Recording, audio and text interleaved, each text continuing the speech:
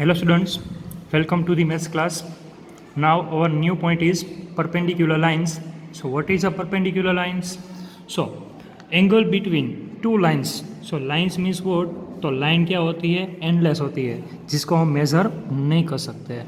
And two line are intersect to each other is called intersecting line. उसको हम क्या बोलते हैं? Intersecting line. But we have to learn about a perpendicular line. तो perpendicular line means क्या होता है? Two lines are intersect to each other and angle between any two ray is a 90 degree. So is called perpendicular line. तो इसको हम perpendicular line नहीं बोल सकते क्योंकि ये मेजरमेंट है वो 90 डिग्री नहीं है. But for example I am draw like this. So how to measure it? अगर मैं इसको मेजर कर रहा हूँ हेल्प ऑफ है प्रोटेक्टर, तो ये कितना हो रहा है? 90 डिग्री. कितना हो रहा है? 90 डिग्री. तो इसको हम क्या बोल सकते हैं? Perpendicular line. तो परपेंडिकुलर लाइन से उसका मेजरमेंट क्या हो सकता है? मतलब उससे जो एंगल फॉर्म होगा वो सारे एंगल क्या हो गए? 90 डिग्री. तो यहाँ 90 डिग्री चारों साइड क्या होगा? फॉर्म. एंड सबका एडिशन करेंगे तो क्या मिलेगा मुझे? 360 डिग्री. तो ऐसा बोल सकते हैं कि कोई भी हमारे पास कोई एंगल है, अगर उसका मेजरमेंट 90 डिग्री आ रहा है, लाइंस की बात कर रहा हूँ मैं, तो अगर उसको हम क्या बोलेंगे? Perpendicular line. जो पैरेलल लाइन आप ऑलरेडी पढ़ चुके हो कि distance between two lines are same. अगर दो लाइंस के बीच का जो डिफरेंस है ये क्या होना चाहिए? सेम होना चाहिए. तो उसको हम क्या बोले हैं? Parallel lines. बट ये पैरेलल लाइन है because they are not meet to each other. एक दूसरे को मिलते नहीं हैं, लेकिन एक दूसरे को मिलेंगे. एंड एंगल कौन सा फॉर्म होगा? 90 डिग्री. तो उसको हम क्या बोलेंगे? Perpendicular lines. तो परपेंडिकुलर लाइन के बहुत सारे एग्जाम्पल हम ले सकते हैं. तो हम ऐसा बोल सकते हैं कि जो हम कोई भी वॉल पे खड़े हैं, तो हमारा वॉल का एंड जो हम खड़े हैं दोनों के बीच में कौन सा एंगल फॉर्म होगा? यहाँ कोई आदमी खड़ा है तो यहाँ कौन सा एंगल फॉर्म होगा? 90 डिग्री. तो 90 डिग्री बहुत जगह फॉर्म हो सकता है. तो हमारे फ्लोर एंड वॉल, हमारा एक रूम है तो उसके अंदर जो हमारा फ्लोर है एंड हमारा जो रूम है, तो दोनों के बीच में जो एंगल फॉर्म होगा उसको भी हम क्या बोलते हैं? 90 डिग्री. तो 90 डिग्री बहुत जगह फॉर्म हो सकता है. फॉर एग्जांपल हमारा जो स्टडी टेबल है, तो स्टडी टेबल में जो दो हमारी कॉर्नर है, तो कॉर्नर पे कौन सा एंगल फॉर्म होता है? 90 डिग्री. तो 90 डिग्री मतलब उसको हम परपेंडिकुलर भी बोल सकते हैं. Now start our new exercise 5.4. 5.5 which of the following are models of perpendicular line. Yes और नो में हमें आंसर देना है कि परपेंडिकुलर हो रहा है या नहीं हो रहा है. So first one is the adjacent edges of the table top. तो हमारा टेबल जो होता है उसका टॉप मतलब ऊपर की सरफेस पे जो एडजेसेंट मतलब बाजू बाजू में, तो बाजू बाजू में दो साइड होती है, वहाँ कौन सा एंगल फॉर्म होता है? तो 90 डिग्री फॉर्म होता है. तो बोल सकते हैं यस ये परपेंडिकुलर, इसको बोल सकते हैं. तो फर्स्ट वन में क्या लिखेंगे हम? यस. ओके. नेक्स्ट क्या है? Second one, the lines of A railway track. तो रेलवे ट्रैक की जो लाइन होती है वो क्या होती है? ऐसे होती है. तो वो पैरेलल होती है, उसको हम परपेंडिकुलर नहीं बोल सकते. तो सेकंड वन आंसर क्या लिखेंगे हम? No. Third one, line segments forming a letter L. तो हमारा जो लेटर एल है, तो लेटर एल है, वहाँ कौन सा एंगल फॉर्म हो रहा है? यहाँ तो यहाँ 90 डिग्री फॉर्म होगा. तो इसमें क्या लिख सकते हैं? यस. अगर 90 डिग्री फॉर्म हो रहा है तो उसको हम लिख सकते हैं perpendicular line, otherwise not. The letter V. तो लेटर हमारा वी होता है तो उसमें क्या होता है? 90 डिग्री फॉर्म होता है? नो. तो इसमें बोलेंगे क्या लिख सकते हैं? No is a not a perpendicular line. तो यहाँ दोनों मिलके 90 डिग्री फॉर्म नहीं हो रहा है. अगर 90 डिग्री फॉर्म हो रहा है तो हम लिख सकते हैं yes, otherwise no. Okay. Second one, let P Q be a perpendicular to line segment X Y. एक लाइन सेगमेंट है एक्स वाई, लाइन क्या है? P Q. तो एक पी क्यू के ऊपर क्या हो रहा है? मैंने एक लाइन सेगमेंट ड्रॉ की है और क्या है? परपेंडिकुलर. एक लाइन में ड्रॉ कर रहा हूँ यहाँ P Q. Give a name P Q, P N Q. And perpendicular line segment X Y, इसके ऊपर परपेंडिकुलर एक लाइन है एक्स वाई. तो मुझे क्या करना पड़ेगा? यहाँ 90 डिग्री क्या करना पड़ेगा? ड्रॉ करना पड़ेगा. तो ही वो क्या होगा? हमारा परपेंडिकुलर होगा. तो मैं हेल्प ऑफ प्रोटेक्टर से मैं क्या कर रहा हूँ? यहाँ 90 डिग्री फॉर्म कर रहा हूँ कहीं भी. चलो यहाँ मैं 90 डिग्री फॉर्म कर रहा हूँ लाइक दिस. तो मैंने क्या कर दिया? एक परपेंडिकुलर एक लाइन ड्रॉ की. Give a name X Y, X and Y.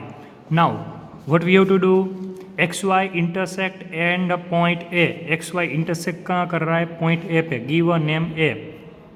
Now what is a measurement of P A Y, पी ए वाई मतलब ये मेजरमेंट क्या हो सकता है, तो आप इसको मेजरमेंट आप प्रोटेक्टर से मेज़र करोगे तो कितना होगा 90 डिग्री, बिकॉज ये क्या है परपेंडिकुलर है, पी क्यू के, तो परपेंडिकुलर में सारे एंगल क्या होते हैं 90 डिग्री। लिख सकते हैं angle P A Y is equal to 90 degree. तो इसको मेज़र करने की भी ज़रूरत नहीं है, हमें डायरेक्ट पता चल जाएगा, because line P Q perpendicular to X Y, P Q perpendicular है एक्स वाई की कंपेरिजन में, तो सारे एंगल क्या फॉर्म हो गए 90 degree. Now next question, question 3, there are two set square in your box, what are the measures of the angle that are form at their corners, do they have any angle measure that is a common. So आपके box में क्या हो सकते हैं, to set square हो गए, आपको क्या करना है, दोनों का मेजरमेंट लेना है कॉर्नर पर, कॉर्नर मीन्स क्या होता है ये corner, so there are two set square, दोनों का कॉर्नर का मेजरमेंट मुझे चाहिए। आफ्टरवर्ड मुझे बताना है कि बीच इसमें से दोनों को कोई ट्रायंगल में ऐसा है कि कोई कॉमन हो, तो हम क्या करेंगे, दोनों का पहले हम क्या कर लेते हैं मेजरमेंट। चलो मैं पहले ये ट्रायंगल ड्रॉ कर रहा हूँ, चलो तो अब मैं क्या कर रहा हूँ, तीनों को मेज़र करूँगा, तो यहाँ से मैं इसको मेज़र कर रहा हूँ लाइक दिस, ओके तो मैंने क्या कर दिया, इसको मेज़र किया तो मुझे ये कितना मिला 90 डिग्री, मतलब ये वाला एंगल मुझे मिल गया 90 डिग्री। अब मुझे सेम ये दोनों भी मेज़र करना है, सो हेल्प ऑफ प्रोटेक्टर आप क्या कर सकते हो, ऐसे एंगल को मेज़र कर सकते हो। तो चलो मैं इसको मेज़र कर रहा हूँ, तो ये मुझे कितना मिला 45 डिग्री, कितना मिला 45 डिग्री, आप देख सकते हो यहाँ मुझे एंगल कितना मिला 45 डिग्री, तो ये दोनों एंगल मुझे क्या मिलेंगे 45 डिग्री।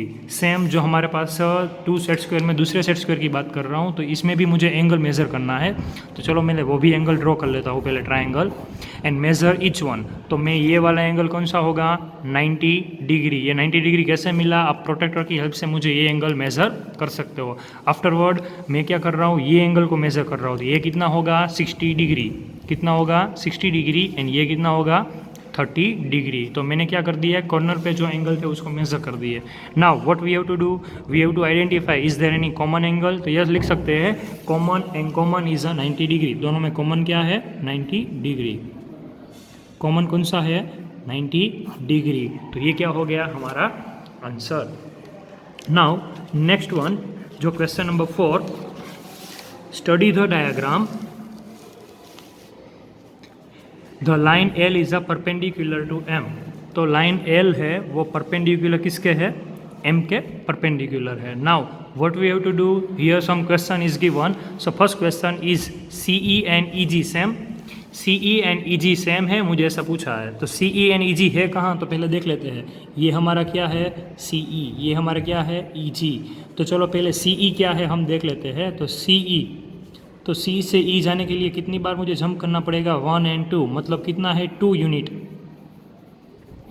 चलो अब दूसरा क्या है EG, तो EG, तो EG का डिस्टेंस देख लेते हैं, सो 1 एंड 2 मतलब ये भी 2 यूनिट है, तो हमारे पास जो EG है वो भी क्या है हमारे पास 2 यूनिट, तो दोनों 2 यूनिट है, तो बोल सकता हूँ बोथ आर सेम, तो is CE and EG same, तो क्या लिखेंगे हम यस बोथ आर सेम। तो सेकंड वन क्या है, does PE bisect EG, PE है हमारा, PE मतलब ये वो EG को बाइसेक्ट कर रहा है, तो हमें CG देखना है, CG कहाँ है ये वाला, तो ये पूरा है वो इसको बाइसेक्ट कर रहा है, बाइसेक्ट मतलब हाफ, तो आप बोल सकते हैं बिकॉज CG कितना है हमारे पास 1 2 3 4, तो हमारे पास CG कितना है हमारे पास 4 यूनिट, कितना है 4 यूनिट, और देखो E है वो दोनों के क्या कर रहे हैं 2 इक्वल पार्ट कर रहे हैं, तो बोल सकते हैं यस बाइसेक्ट कर रहे हैं। वन मोर टाइम, बाइसेक्ट मतलब बोथ आर इक्वल, तो CG हमारा है उसके देखो 2 इक्वल पार्ट मिल गए, तो बोल सकते हैं यस, तो क्या लिखेंगे yes PE bisect CG, PE क्या कर रहा है CG को बाइसेक्ट कर रहा है, बाइसेक्ट मतलब CG को क्या कर रहा है हाफ कर रहा है। Afterward next question is identify any two line segment for which PE is a perpendicular bisector, तो मुझे ऐसा आइडेंटिफाई करना है, मुझे कोई भी 2 लाइन सेगमेंट देनी है जो PE को बाइसेक्ट करे, तो यहाँ देखो DF, जो हमारा DF है मतलब ये वाला, तो डी एफ है, दोनों 1 यूनिट है, तो डी एफ को बाइसेक्ट कर रहा है कौन? P E. तो मैंने एक आंसर लिख दिया, क्या लिख दिया? D E. तो डी ई एक लाइन सेगमेंट हो गई जिसको कौन कर रहा है? पी ई बाइसेक्ट कर रहा है। डी एफ से देखो पी ई का डिस्टेंस कितना है? डी एफ से इक्वल है। दोनों से एक एक और ले लो, तो सी जी को भी बाइसेक्ट कर रहा है, बी एच को भी बाइसेक्ट कर रहा है। कौन बाइसेक्ट कर रहा है? P E.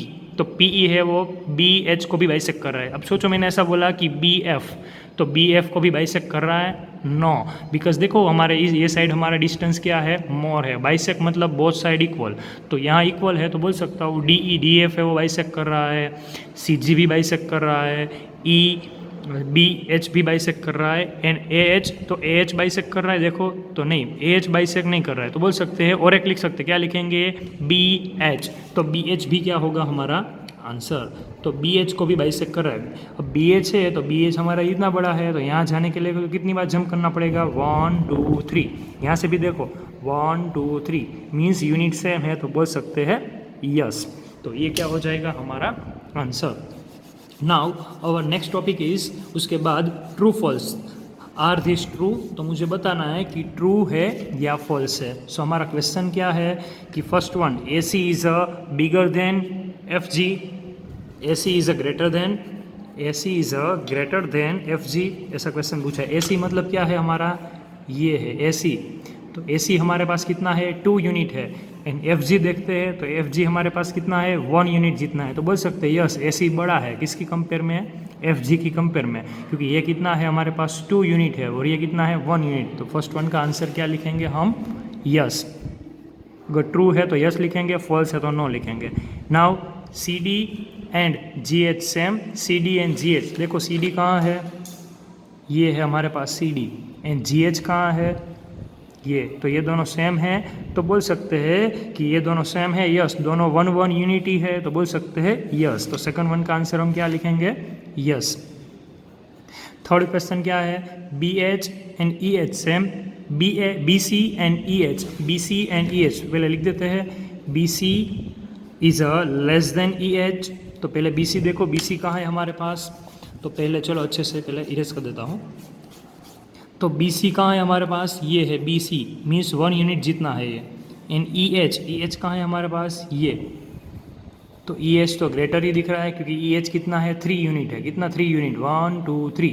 तो ये ग्रेटर है, किसकी कंपेयर में है? बी सी की कंपेयर में। तो इसमें भी क्या लिखेंगे हम? ट्रू। तो हमारा लास्ट वन भी आंसर क्या होगा? True. Okay, thank you so much. Have a good day. Now you have to complete this whole exercise in a textbook, but second question you have to write in a FNB.